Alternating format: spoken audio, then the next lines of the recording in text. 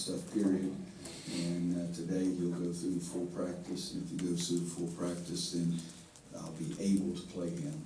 And it just depends on how effective that we think he'll be when he gets there. But he went through what he did Wednesday and Thursday, unless something's happened that I haven't heard about yet. Then he went through that and didn't have any different swelling or anything, so everybody feels like we're getting pretty close anyway. How has he looked in limited action in practice? Medium, it's not a great answer, but it's the truth. Because we haven't run up and down the court 4 times in a row with him. And I think, you guys watch us play, we like to run up and down the court 4 times in a row. So today will be a bigger test to see how he handles that. And if he does, like I said, I fully expect that he'll play. I don't know how much and or how effective. And so we just have to wait and see. How does it change things? Obviously, it's going to take a while after that to kind of get back to where he was, but how does it change things, especially for Bryce, just having him on the court and them 2 together? I don't think it changes anything. It's been a common thing. Well, Bryce is playing better because Kennedy's not in there, but the guy that took Kennedy's place is pretty big too. So I don't buy into that. Bryce has just played harder and run the floor more effectively. You could probably count as many times in the last 10 games him running the floor and getting involved on the break he has in his first 3 years put together. And so I don't think it'll have much of an effect really when you think about it.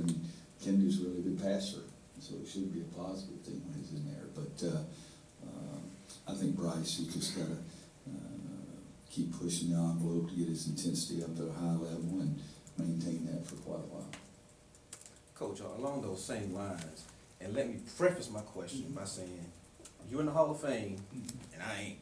But Is that in your Hall of Fame? I'm not in your Hall of Fame either. Is there something to be said about, sticking with the chemistry and letting Big Joel start, and seeing how it comes back? There's something to be said by that, but I think to me what outweighs that is what happened in the first, I'm going to guess right here, 35 practices, because that made the decision who was playing in those first, how many games did Kennedy play? 9? 9. Yeah, and that made the decision as to who played in those 9 games. I think that weighs more than the other does, but I do think you should consider both of them. There's no question about it. I think you can make a case for, hey, we played pretty well without him, bring him off the bench. But I also think that those 30-something practices and 9 games, he proved that he deserved that. If the guy's poor play takes him out of the lineup, then he doesn't deserve anything. But if an injury takes him out of the lineup, I think you got to give him a fair chance to get his spot back. And so we'll do that, but I don't think that's going to happen this weekend. I really think you think about the way we play and you think who we're talking about, who will have the most significant, who will be affected the most by a long layoff. I think everybody would say Kennedy would be more affected than anybody.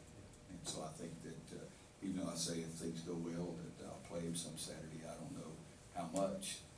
If it's the Kennedy that played, against Louisville and Mohegan Sun or against Michigan State at Michigan State, then he's going to play a heck of a lot. If it's the Kennedy plays like Bryce did against Clemson, he ain't going to play very much. So just how he plays will determine that. But I think that Andrew's thought of yours too is that it'll take a while for everybody to get comfortable, I guess, with the playing time and the rotation and all that stuff. And it's not the best time in the world to do that because we're in conference play. You'd like to have those kind of things happen when you're playing some of those other guys. But during conference play, it's hard to do that. That light back there is bright. We always had that light on. It seems like Bryce especially too has benefited from a smaller lineup. The guy that's taking well out and needs a smaller lineup. Does having Meeks back affect how often you might use that smaller lineup? No, what determines the small lineup is, are we being able to guard them on the other end, or are we scoring inside? And we told the team that before the Florida State game, you big guys, you score, you get and rebound, because score and rebound, defend, you get to stay in the game. If you don't, you're coming out because it's a bad matchup. And so that would determine it, not, I think even when Kennedy was here, we went small a couple times when Kennedy and Bryce were both together. Along those lines, when you went small in FSU in some of these prior games, did Justin and Theo give you the rebounding that you need? No. If they did, we'd stay small, because I like it a lot better in certain ways. But, you still gotta rebound that basketball. And, Clemson and Georgia Tech, I think one of them out-rebounded, or had one more possession than we had, and then the other one, we had 9 more possessions than they did. Which, for me, I still think, sorry for people who disagree, but I think the rebound is the most important part of the game. And, you look, I just keep telling you, you gotta rebound more. Justin's averaging 4.1 rebounds a game, and Theo's averaging 4. As I said, I had a two-guard, Kenny Gregory, Kansas, averaged 7.2 rebounds a game as a two-man. And so that really makes it a heck of a lot easier. You guys, some of you around, saw Bobby Frazier in 2009, had 5 offensive rebounds in one game. That's what really hurts people. How much did Joel benefit with Kennedy being hurt? Did he gain more confidence from you and from himself as well? I think that's probably really, he saw that he could do some things in his confidence. I think his confidence level is higher now than it was before. Particularly now, I've already forgot, it's either Clemson or Georgia Tech one where he was, I guess was it, I don't know. One of those games, he was really good early. He's our only offense early. So I think that him gaining confidence was the biggest thing. You mentioned Bryce, not necessarily being any different with Kennedy's in there. His numbers, at least so far, have been markedly better in defensive rebounding and field goal percentage, free throw rate. All those things are significantly improved from the past few years. How much of that is just him increasing intensity, and how much of that is different things he's doing on the court too? I think it's what you just said. I think it's him. I don't think it's any combination of other people. I just think it's Bryce. I mean, even in the UCLA game, I got mad at him sitting down for 8 minutes, 37 seconds. Somebody told me I know it's a fairly long time for him.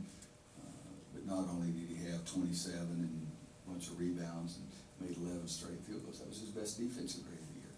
So to give him the credit there, I really think it's him. The other night he had 4 block shots. He also had 2 or 3 steals. I mean, he was involved more, and he still do more. He had 7 bad box outs, because we do grade every possession. But I think it should just be, credit should be given to him for playing better. I mean, is that just an intensity thing, or is that Both. Specific things he's doing on the No, court? it's more intensity, but it's both. But it's way, way more intensity. I mean, everybody in here has seen him make good plays before, but now you just see him do it more often. So that's the intensity level, and it's still not where I want it. There's no question about that. There's still a significant part of the world's population between he and Tyler Hansbrough, but he's getting closer. Was there a light bulb going on moment for Bryce that you saw behind the scenes, like in practice or? No, I think it's been a gradual thing. I mean, Joe Holiday told me after his freshman year, after the first day of workouts, he said he didn't know if he'd show up for practice. He thought he'd go home that day. Bryce said, I thought about it. So it's been a gradual process. And, I keep pushing and pushing and pushing, and I'm gonna keep doing that. But he's made some very significant progress there. The injuries to Marcus and Kennedy have afforded you an opportunity to see some of the guys for some extended minutes. But at the same time, you've only had everybody together for 3 games. How much does that affect your ability to have a handle on what your team is? It's a great problem, because I don't know myself. People say, boy, that'll help those other guys with Marcus being out. I said, I'd rather have Marcus. And they said, well, it'll help all those guys with Kennedy out. I said, well, I'd rather have Kennedy. I'd rather have your whole team so you can play. You can go through the good times, the bad times, the adversity, the good play, and see what different changes you have to make. So it's sort of like, knock on wood, not the record, I hope, but in 2010, I think we had Tyler Zeller, who's a really good player, and Ed Davis, who's a really good player, and I think we had them for one conference game together. And I think I'm right on that, and so that was a bad situation, and so we need to have our guys, core guys need to be together for a while before they understand themselves how it's going to be, and we're as coaches before we understand how they're going to be. You mentioned, obviously Bryce is having a really good, this is first, 3rd or 5th or however you want to qualify it this season. Bryce has been really good. Marcus is being very good as well. They're arguably 2 candidates for the best player in the country, depending on how you want to judge that.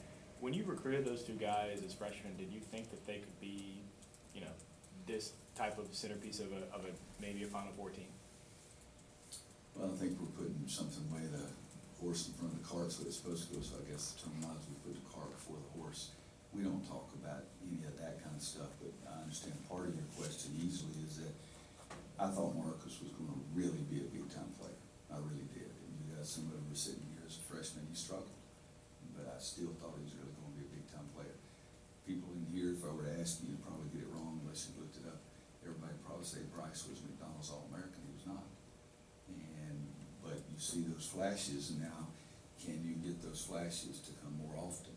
And we have. It's been a slow process. You know, sometimes those flashes come around more often when they're freshmen.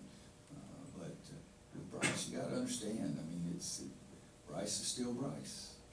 Don't forget that, boy. 1 for 8 2 games ago or something. Don't forget that. But I'm just telling you, whatever he ate before that game was bad for him. Don't eat that stuff again.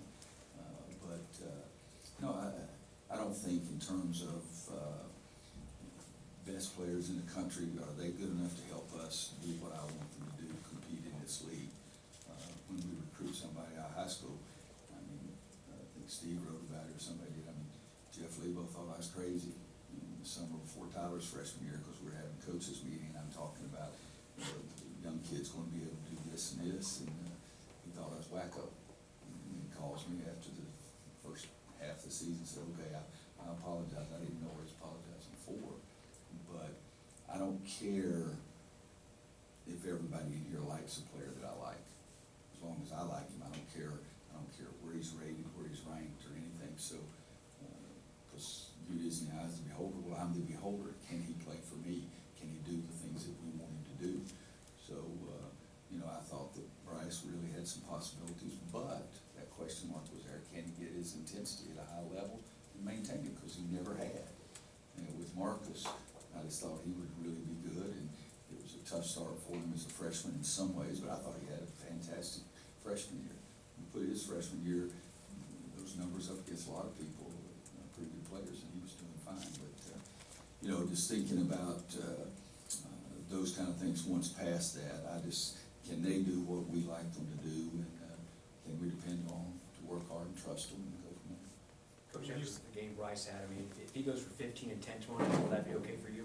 It depends. I mean, it really will be. If he goes for 15 and 10, and they're extremely important 15, and extremely important 10, and the other team's really good, I mean, those are good numbers. You know, I would do that. Like I say, I shot 69 5 times in my life on a golf course. I didn't go out and shoot 71 and think this is terrible. You know, it could be a lot tougher course. When you saw his numbers the other night after the game, were you surprised? What was your kind of initial reaction? I knew it was a lot, but you know, the board had points and rebound stuff up there, and I looked up one time in the first half, and I never looked back. I never looked back at it again because I don't want that to, like you guys have heard me say, I don't look at the score very often because I don't want some other thing to tell me how we're playing. And so I think Steve and I going together. I think you told me before I looked at the stat sheet, but yeah, I was surprised. But I knew they were really good. I mean, you gotta be asleep at the wheel over if you don't know those things going on. Obviously, you say you keep trying to push Bryce. What do you say to him to keep that fire burning when you come back to practice after he has a game like Monday night? 9 days ago, what'd you do? It's a pretty good deal. He remembers 9 days ago. Isn't that close to it? Something like that. I mean, he went 1 for 8, guys. Let's not anoint the guy yet. I mean, my gosh. So he knows that. But Bryce, it doesn't make any difference. He's 1 for 8. He thinks he was fine. He got 39 and 23, and he thinks he's fine. You know, it's Bryce. So it's a love of it. At what point did you kind of realize that Bryce is gonna be Bryce? Like that certain things? First time I ever saw him work out, he said, I've had enough. He worked out for 3 minutes and 27 seconds. You know, he said, I'm worn out. No, it wasn't. It was almost that bad. You know, during his freshman year, I knew it was going to be a challenge to get him to push, but he'd still show you those flashes. But I'll say this, you know, I've been on his case for 4 years. I've pushed him. In the locker room the other night is one of those really good moments because I stopped everybody and went over and told him how proud I was of him. That was a big time game. How much did you know about his intensity, or I guess his low intensity nature when he was in high school and you were recruiting him, or is that something that you can't find out? Well, you really don't know until you get them in your program and what they're doing. You can see, I mean, again, it's a benchmark for intensity levels. Tyler, I knew that Tyler was going to kill people. You know, I mean, he was. I mean, he called me, we lose. Steve helped me with this. 05, we lose to Georgia Tech in the ACC. And I'm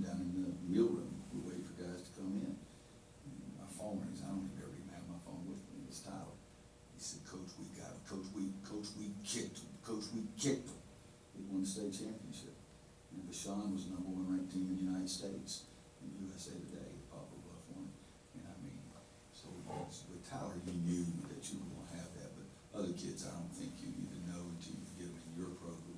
Michael Jordan was the best killer I've ever seen on a basketball court, but he wasn't that in high school. After he got here, he was, but until that time, he wasn't. Coach, if you get that Bryce 39-23, I'm not saying he has to get 39 and. That'd be all right But if he did. comes with that intensity all the time, how good can this team be? Well, I think that he's definitely one of the most important players, there's no question about that. If he gives you that kind of intensity level, I'm stalling up here, I was trying to remember what his defensive grade was, and I can't remember what it was. He did not win the defensive award though, but you gotta get it from both ends of the court. I mean, I saw a guy in high school score 26 and give up 36. So his intensity level, everybody think, boy, he got 26. Well, he gave up 36. So, and I'm not exaggerating. He may have given up 56. It was so bad. But so it's got to be the total game. It's not going to be just about the numbers. The way you said it, I like. If you get his intensity level, if we get him running the court. But I mean, you guys may remember early in the game, he gets a lob from Justin Jackson and dunks it. You know why he got the lob? Because he was loafing about the top of the key, and I screamed, "Run!" And he took off, and the guy threw the lob, and I said, "Now